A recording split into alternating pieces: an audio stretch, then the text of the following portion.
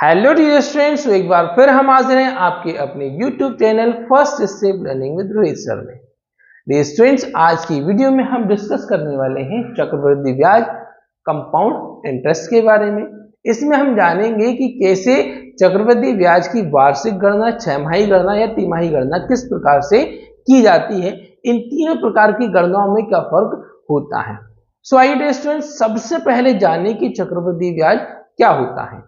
ठीक है बच्चों, तो चक्रवृद्धि ब्याज मींस ब्याज पर ब्याज। ठीक है, मान लीजिए कि आपने किसी बैंक में आपने कुछ राशि जमा की है और कुछ समय बाद देखेंगे कि आपके वो राशि बढ़ गई है। मान लीजिए कि आपने किसी बैंक में 1200 रुपए जमा किए थे और जमा करने के बाद, ठीक है, आपने कितने रुपए जमा किए? 1200 रुपए जमा किए और जमा करने के बाद कुछ समय बाद वहां पर आपको 2-4 महीनों के बाद वहां पर क्या हो गया है, 1200 की जगह अब वो आपके 1500 रुपए हो गए हैं। मतलब आपके इसमें अब कितने 300 रुपए प्लस हो गए। मतलब यहां पर आपको 300 रुपए का ब्याज यहां पर मिल चुका है। फिर कुछ महीनों बाद आप देखेंगे तो वहां पर आपके 1900 रुपए हो गए। ठीक है, मतलब अब आपका यहां पर कितना 400 रुपए का ब्याज इसमें जुड़ चुका है। तो आप देखेंगे कि हर 3 महीने में या कुछ समय में क्या हो रहा है कि ब्याज की राशि बढ़ती जा रही है। इसका मतलब ब्याज पर ब्याज, क्योंकि शुरुआत में मूलधन इतना था, उसके बाद मूलधन जब ये 300 रुपए इसमें ब्याज मिल गया तो मूलधन आपका इतना बन गया। फिर इसमें 400 रुपए का ब्याज और जुड़ गया तो मूलधन ये हो गया। मतलब हर बार क्या होता है, प्रत्येक वर्ष जो होता है क्या होता है, मूलधन की राशि आपकी बढ़ती जाती है। मतलब आपको बैंक जो है ब्याज के ऊपर भी ब्याज देता है, क्योंकि आपने तो सिर्फ 1200 रुपए जमा किए थे, है ना, लेकिन उसमें 300 रुपए और शामिल हो गए। अगली बार जब बैंक ने ब्याज निकाला तो आपके 1200 रुपए पर ब्याज नहीं निकाला है, किस पर निकाला है, आपकी जो नई राशि थी, मतलब जो आपको जो नया मूलधन था 1500 रुपए, उस पर ब्याज निकाला था। इसलिए अब आपका ब्याज अगली बार और भी बढ़कर आएगा, है ना। तो इसलिए कहते हैं ब्याज पर ब्याज। ठीक है, तो ब्याज पर ब्याज मतलब चक्रवृद्धि ब्याज, है ना, जिसमें हमेशा क्या होता है, मूलधन की राशि बदलती रहती है। वही साधारण ब्याज की बात करें तो साधारण ब्याज में हमेशा, चाहे वो 1 वर्ष की बात हो, 2 वर्ष की बात हो, 3 वर्ष की बात हो, 5 वर्ष की बात हो या 10 वर्ष की बात हो, हर वर्ष मूलधन की राशि समान होती है। ठीक है, आपके लिए 2 वर्ष के लिए साधारण ब्याज याद करने के लिए बोले तो आप दोनों वर्षों के लिए मूलधन की राशि समान होगी। ठीक है, वहीं अगर आपसे चक्रवृद्धि ब्याज ज्ञात करने की बात करें तो चक्रवृद्धि ब्याज में पहले वर्ष के लिए मूलधन अलग था, दूसरे वर्ष में मूलधन वहां पर अलग हो जाएगा। तो हमेशा ध्यान रखिएगा, चक्रवृद्धि ब्याज साधारण ब्याज से अधिक होता है। ठीक है बच्चों, अगर आपसे बात कही जाए कि भाई किसी राशि पर आप 2 वर्षों का साधारण ब्याज ज्ञात कीजिए और 2 वर्षों का चक्रवृद्धि ब्याज कीजिए, तो आप देखेंगे कि चक्रवृद्धि ब्याज की राशि जो है साधारण ब्याज की राशि से ज्यादा होती है। आइए बच्चों, इन्हीं कंसेप्ट को क्लियर करने के लिए हम कुछ सवालों को हल करते हैं और जानते हैं कि कैसे चक्रवृद्धि ब्याज ज्ञात किया जाता है, कैसे उससे उसी फॉर्मूले से हम मिश्रधन ज्ञात कर सकते हैं। सो डियर स्टूडेंट्स, आइए जानते हैं हमारे पहले सवाल को। 1600 रुपए की राशि पर 15% वार्षिक चक्रवृद्धि ब्याज दर से 2 वर्षों में चक्रवृद्धि ब्याज की राशि ज्ञात कीजिए। ठीक है बच्चों, कितनी राशि पर? 1600 रुपए की राशि पर कितनी दर से? 15% की दर से, और कितने समय के लिए? 2 वर्षों के लिए। तो यहां पर हमारा जो मूलधन है, क्या बच्चों, ये जो हमारा मूलधन है, मूलधन कितना है? 1600 रुपए है, जिसे हम P से रिप्रेजेंट करते हैं। ठीक है बच्चों, किससे रिप्रेजेंट करते हैं? P से हम इसको दर्शाते हैं। 1600 रुपए की राशि है। दर जो है जिसे हम किससे? R से रिप्रेजेंट करते हैं। ठीक है बच्चों, दर जो कि R से रिप्रेजेंट की जाती है वो कि कितना है? 15% है। और वहीं टाइम जो है, समय, जो कि यहां पर N से रिप्रेजेंट किया जाता है, जो कि 2 वर्ष। ओके बच्चों, अब बच्चों हमने आपसे अभी कुछ देर पहले कहा था कि वार्षिक ब्याज की गणना जो है वार्षिक, अर्धवार्षिक और तिमाही, इन 3 प्रकारों से की जाती है। तो बच्चों यहां पर आपको सवाल में लिखा हुआ है चक्रवृद्धि ब्याज, वार्षिक चक्रवृद्धि ब्याज की दर से। कैसी बच्चों? वार्षिक चक्रवृद्धि ब्याज की। तो वार्षिक चक्रवृद्धि ब्याज में तो आपको कुछ भी चेंज नहीं करना है, जैसा फॉर्मूला होता है फॉर्मूले में वैल्यूज पुट करनी है और उनको सॉल्व कर देना है। बट अगर आपको आ जाए कि आपको 6 माई कैसी करना बच्चों, 6 माई गणना करनी है, तो आपको यहां पर क्या चेंजेस करने होंगे? तो बच्चों क्या करना होगा, ऐसी स्थिति में समय को आपको दुगना कर देना है। क्या कर देना बच्चों? समय को दुगना कर देना है और वही दर को आधा कर देना है। ठीक है बच्चों, कब? जब 6 माई गणना की बात की जा रही हो तो समय को दुगना कर दीजिएगा और दर को आधा कर दीजिएगा। और वही बच्चों अगर बात हो रही कि तिमाही गणना कीजिए, कैसी बच्चों? तिमाही गणना कीजिए, तो तिमाही गणना में आपको क्या करना है, समय को, क्या बच्चों? समय को 4 गुना कर देना है और दर को 4 से भाग दे देना है। बस इतना सा आपको ये नया काम करना होगा। बाकी आपका जो चक्रवृद्धि ब्याज जिसे निकाला जाता है, जिस फॉर्मूले की हेल्प से निकाला जाता है, वैसे आपको कर लेना है।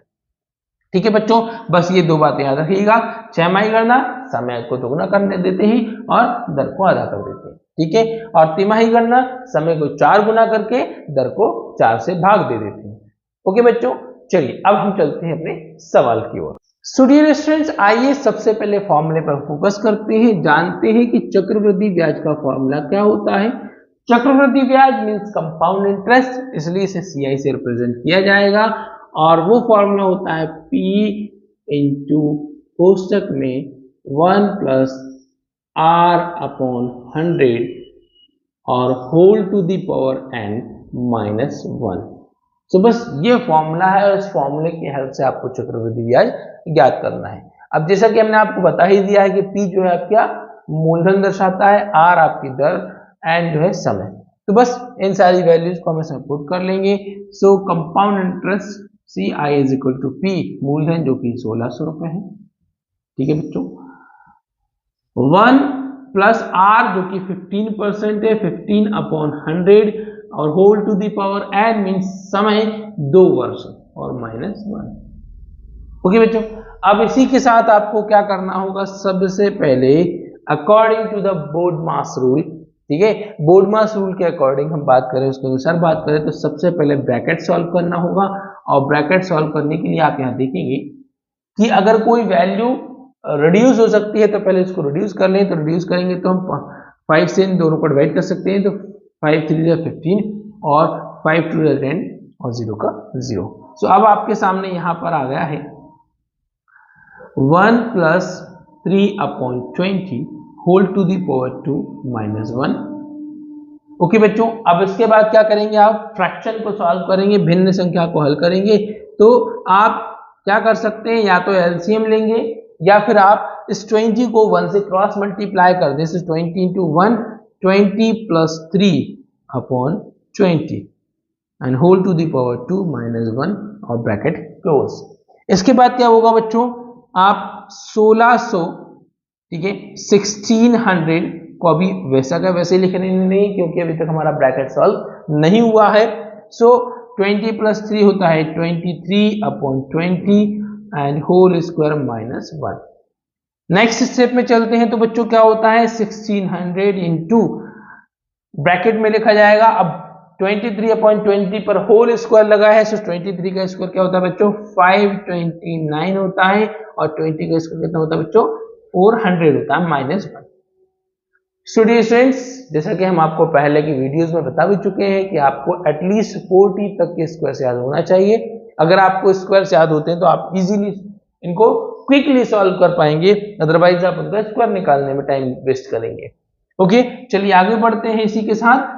तो अब क्या होगा, यहाँ पर फिर से एक फ्रैक्शन आ गया, भिन्न वाली संख्या आ गई है। तो क्या करेंगे, फिर से 400 को माइनस 1 से क्रॉस मल्टीप्लाई करेंगे। सो CI इज इक्वल टू होगा 1600, ब्रैकेट में आ जाएगा 529 और 400 को माइनस 1 से क्रॉस मल्टीप्लाई करते हैं। सो 400 अपॉन 400, ठीक है। देन 1600, 529 माइनस 400, सो बच्चों आता है 129 अपॉन 400, ओके, इनटू में आ जाएगा।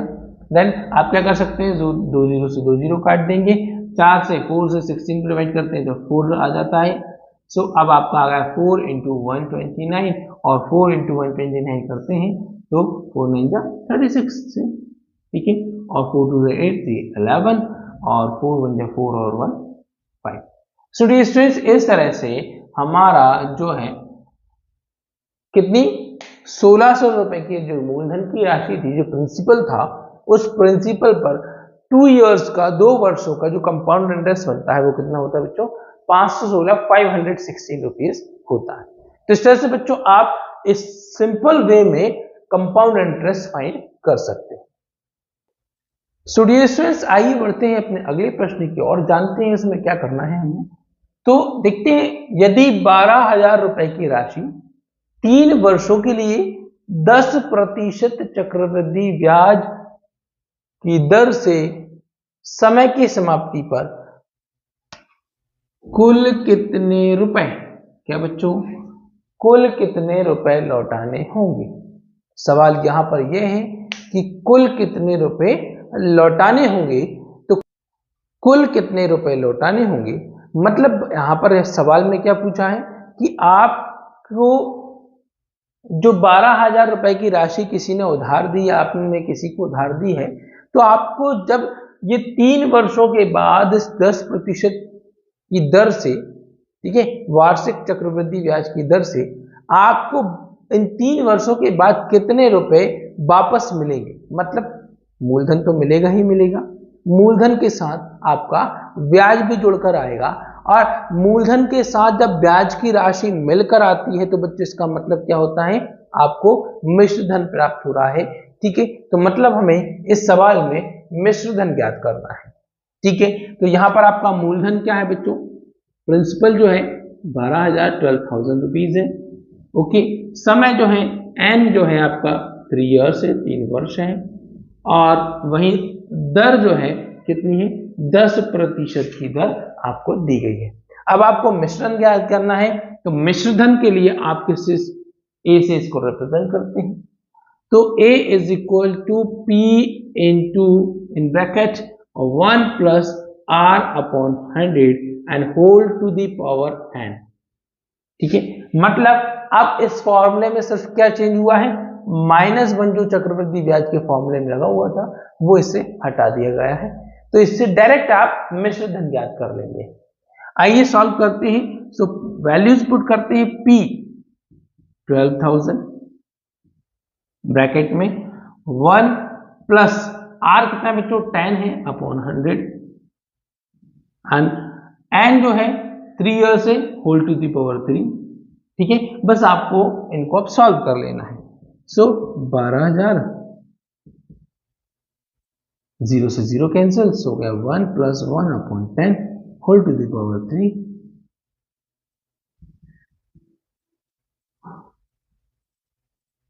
अब क्या करना होगा, फ्रैक्शन है, भिन्न को सॉल्व करना होगा, एलसीएम निकालते हैं। अब एलसीएम ले लें या फिर डायरेक्टली आप क्रॉस मल्टीप्लाई करें। सो 10 इंटू 1, 10 प्लस 1 11 अपॉन 10। क्या करना है, आपको 10 में 1 को क्रॉस मल्टीप्लाई करके इस 1 में ऐड कर देना है, तो 11 अपॉन 10 आपका यहाँ पर आ गया है, और होल टू द पावर 3 आपको लिख लेना है। अब बच्चों 11 का क्यूब, यहाँ पर होल क्यूब लगा हुआ है, सो 11 का क्यूब कितना होता है, वो होता है 1331, ओके बच्चों, और 10 का क्यूब कितना हो जाएगा 1000। सो 30 से 30 कैंसिल, सो अब आपका यहाँ पर आंसर बचता है 12 इंटू 1331। अब आप क्या करेंगे, लास्ट में इनको मल्टीप्लाई कर देंगे, तो यहां पर आपका आंसर आ जाएगा। सो हम इनको,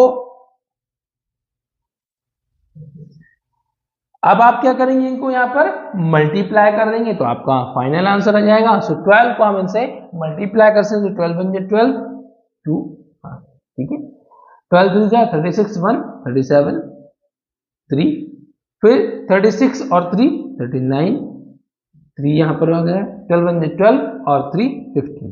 तो इस तरह से 15,972 मीन्स 15,972 जो है इस 12,000 रुपए की राशि पर आपको मिश्र धन प्राप्त होगा। मतलब 12,000 के अतिरिक्त आपको यहाँ पर 3,972 रुपए जो है आपके ब्याज के रूप में मिल रहे हैं। मतलब इस ब्याज को और मूलधन की राशि को मिलाकर 15,972 रुपए की राशि आपको यहाँ पर प्राप्त हो रही है। ठीक है बच्चों, आई होप बच्चों आपको ये दोनों प्रश्न बहुत एकदम बेहतरीन तरीके से बहुत अच्छे से समझ में आ गए होंगे।